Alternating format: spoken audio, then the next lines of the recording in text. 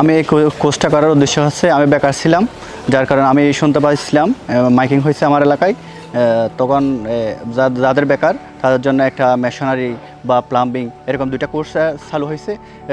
যখন আমি শুনতে পাচ্ছি মাইকিংয়ের মধ্যে, আমি জানতে পারলাম আমি যখন বেকার আছি এই কোর্সটা আমাদের জন্য খুব বেশি একটা গুরুত্বপূর্ণ বলে মনে হয়েছে। আমি প্রথমত এই কোর্সটা করে, এই লেবার কোর্সটা করে আমি দক্ষ একজন হেডমিস্ত্রি হতে চাই।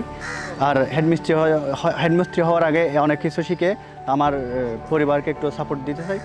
এই কোর্সটা চালু হওয়ার ফলে স্কিল ট্রেনিং প্রোগ্রাম, দক্ষতা প্রশিক্ষণ প্রোগ্রাম চালু হওয়ার ফলে যেটা দেখা যাচ্ছে এখানে ছাত্ররা হুমড়ি খেয়ে পড়তেছে। তো আমার যেটা মনে হয় এইরকম কোর্স আরও দীর্ঘমেয়াদী পরিকল্পনায় চালু করলে মনে হয় আরও বেশি ভালো হবে বাংলাদেশের প্রেক্ষাপটে, মহেশখালীর প্রেক্ষাপটে, এই দ্বীপের প্রেক্ষাপটে। আমাদের ইনস্টিটিউটের পক্ষ থেকে আমরা ওদেরকে চাকরির ব্যবস্থা করে দিব।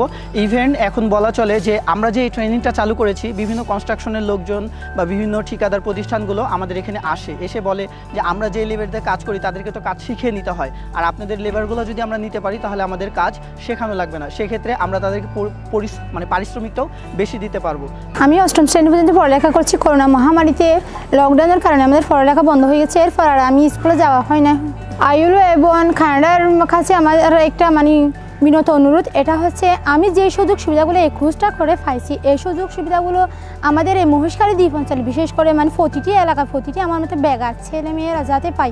ধন্যবাদ জানাই আমি আইএলও এবং কানাডাকে, আমার মন প্রাণ থেকে ভালোবাসি আর আমি অভিনন্দন জানাই ওদেরকে।